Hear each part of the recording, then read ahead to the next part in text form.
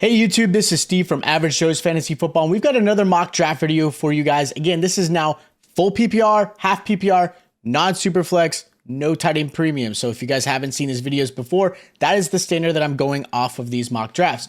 This is the 5th position. So if you guys are in the 105, this is going to hopefully help give you some insight of where players are falling, drafting, and I'll give you some insight of why I draft a certain player or maybe don't draft a certain player. If you guys have other spots in your drafts, make sure you guys are subscribed, check out our other videos, and we'll jump right into this. All right, as you can see here, we are in the 105 spot. Again, this is where you're going to see a lot of these players, probably wide receivers pretty heavy now.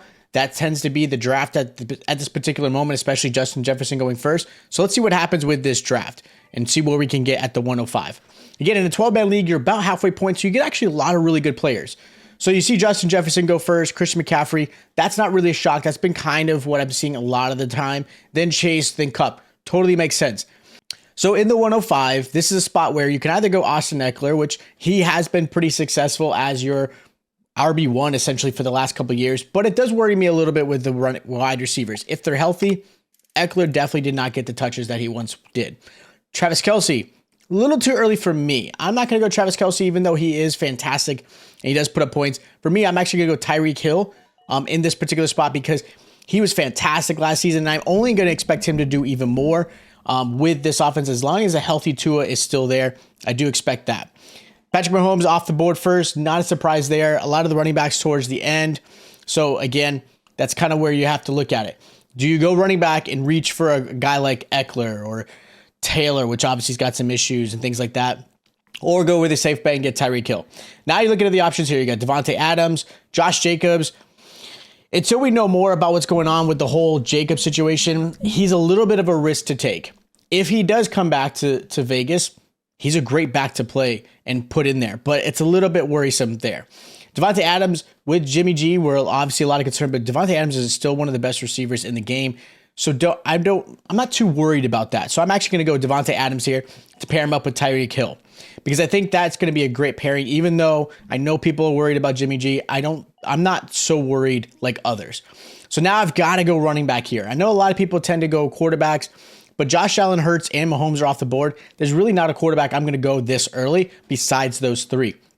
So at this point, I'm going to go grab running back because I don't want another receiver at this point.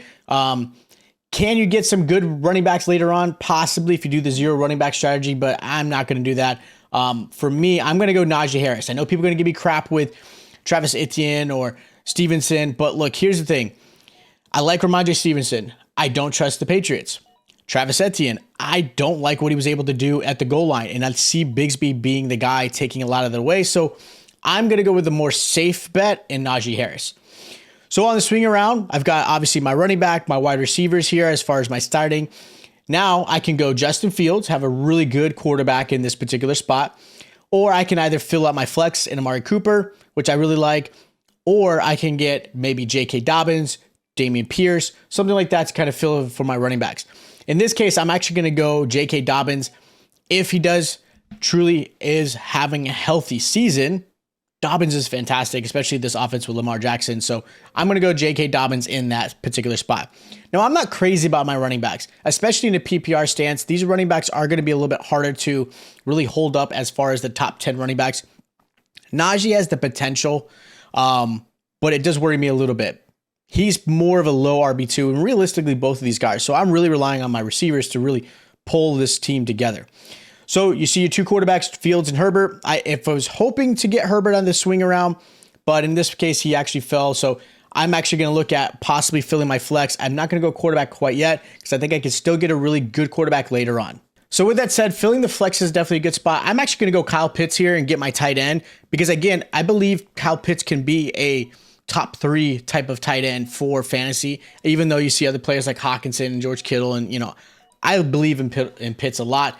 So I'm not hesitant. I know a lot of people got burned by him last season. I was one of them, but I still will go after him.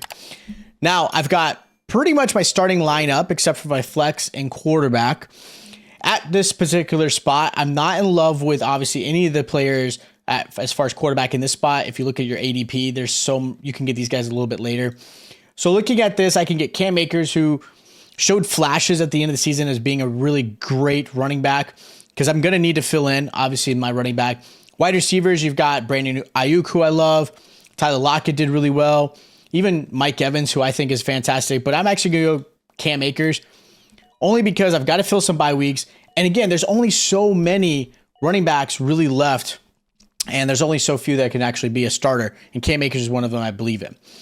So now I've got here, you got Javonte Williams, who so far is in camp. That's great news. He could obviously be starting week 1, and he was the RB1 in that team. There's still some hesitancy as far as his injury.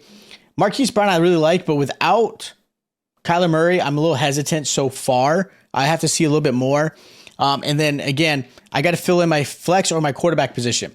So looking at quarterbacks, I could possibly get Dak later on. Maybe Tua to pair up with Tyreek. So I don't know if I'm going to go quarterback quite yet.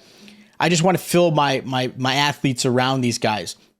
So looking at these guys that I've got here, I actually am going to go a little different route here. I'm going to go George Pickens. I like Deontay Johnson a lot, but I'm going to go with the younger guy, George Pickens. He had shown some really good flashes last season. Definitely was a big ball playmaker. He can jump up. He can make plays. He had some great catches on the sidelines last season. So I'm going to go and get Pickens. Now, quarterbacks are gone at Dak Prescott. Now, I've really got to start going quarterback because otherwise I'm going to lose out on a really talented player. You could get Deshaun Watson, who's definitely has potential to be a top 5 quarterback in fantasy. I'm actually going to go Tua. I know the injuries are a concern, but I'm going to pair him up with Tyreek, get that nice little stack there. And again, Tua as my quarterback, I feel pretty good about that. I know Deshaun's another one, but I'm going to go Tua over Deshaun at this particular point. Now I've got to fill up my rest of my roster, get some bye week fills, get some depth, maybe some pairing of, my running backs. In this case, you got Gus Edwards and Jalen Warren. I'm not drafting those guys. I could probably grab them later on. So now I'm just going to fill out.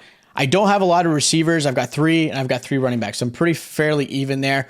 I'm actually going to go Zay Flowers, who I really like. He looks really good in camp so far. And I know it's camp. They're all in shorts. I get it.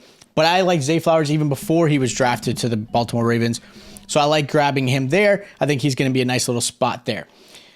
Now looking at these guys, you've got Rashad Bateman. Not going to pair him up with Zay Flowers or Odell. Doesn't make any sense for me. I can go tight end again to pair up with Pitts. Dalton Kincaid has the potential to be a really good tight end. But rookie tight ends never really flash very well, except for like Pitts. So I don't know if I'm going to go quite there. I'm actually going to grab Damian Harris. I know that's a pretty full backfield, but I like Damian Harris as a potential goal line thief from James Cook. So I don't mind him being as a nice little depth piece on my team. So looking at these guys, I'm definitely going to grab another tight end, but I'm not going to grab one yet. I still want to fill in other receivers or, again, filling in maybe another running back if it makes sense in this particular spot. Like Tyler Algier is a really good grab here. I like Adam Thielen a little bit more because I think he still shows flashes, and I think he could be a good red zone threat for Carolina. So I'm going to grab Thielen there. Then on the swing around, I'm looking at what I'm seeing here, and if Laporta falls to me, who I would like to grab, which of course he fell right before, he's a nice little tight end who's gotten some great praise so far this camp. I actually am looking at, again, backup tight ends, nothing really crazy here. I'm not crazy about Gerald Everett, even though he's in a good high-powered offense, but with the addition of Quentin Johnston, I think Johnston's going to be a really good player for the Chargers, especially in that offense. And I know Kellen Moore likes the tight end, but I'm not going to go Everett there.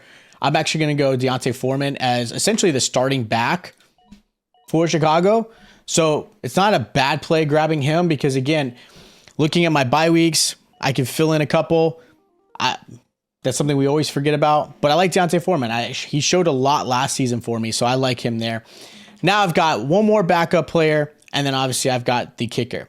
Now, if I'm looking at backup quarterbacks, I'm going to go Derek Carr here because I think he's going to be a nice little backup. Again, filling that 1 week with Tua, maybe even some matchups if he really shows the flashes that he can potentially do. So I like Derek Carr a lot. I think Derek Carr is going to be a phenomenal quarterback for the Saints. I think a lot of people are going to be excited for him, especially for you Saints fans. So I liked him there. And then as far as kicker goes, I'm going to go McManus again. I think that offense is going to be a very good offense and an offense that can get down the field and get you some points, whether it be through field goal or extra points. So that is the 105 particular spot. Look, the only thing I would say about this team is I wasn't crazy about the running backs. 105 is in a weird spot, just like I mentioned before in another video.